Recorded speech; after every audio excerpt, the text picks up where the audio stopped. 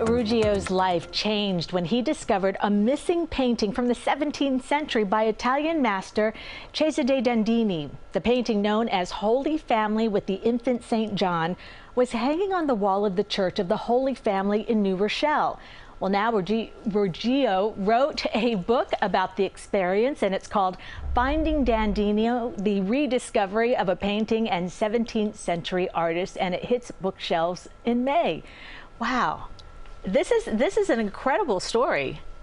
Thank you, Cindy. It's great to be here to talk about it. So what prompted you to write this book? Well, beyond the research that led to the rediscovery of the painting, I continued with extended research on Cesare Dandini, the painter. And an incredible story began to emerge. And the more I found out, the more I was drawn in. So I thought readers could be drawn in as well.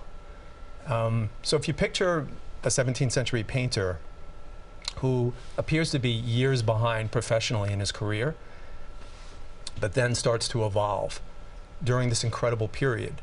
And the backdrop of that period is the Florentine Plague, the Roman Inquisition, the plight of Galileo.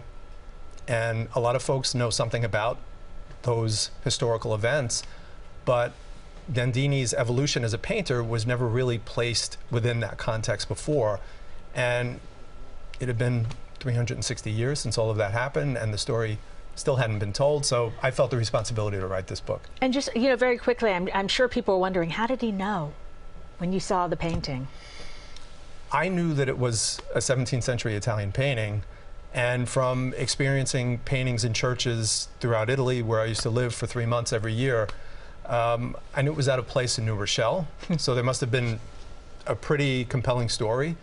I just wanted to know what it was. I didn't know who the painter was as soon as I looked at it, but I knew that it was special, and well, the research revealed very special. Yeah. All right, can you talk about the cultural significance of Mr. Dandini and why his work resonates with so many people? So Cesare Dandini's cultural significance is that he was one of the finest painters of his time. And that's saying a lot, because his period was the 17th century Florence. And as far as his work resonating, he's not a household name. But hopefully, my book will introduce his work to a wider group of people beyond the scholars who know him, discerning collectors.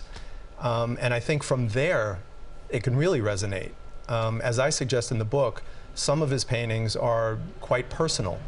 And I think readers may find a connection when we get a little closer to the human behind the works of art.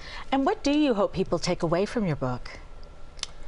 That's a great question. So I think any work of art, whether it's a painting, music, a work of literature, once it's completed and unveiled or released, I think it doesn't belong to the artist or the author any longer. So I think there are potentially innumerable takeaways from the book.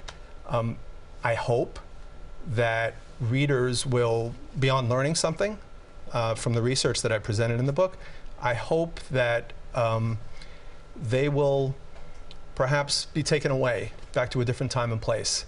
Maybe picturing Cesare Dandini painting in his studio in 17th century Florence. Oh, that's my real hope. That sounds very exciting. Thank you so much for being here. I really appreciate it. Thank you, Cindy. Again, Finding Dandini comes out on May 14th. Find it anywhere books are sold. We'll be right back.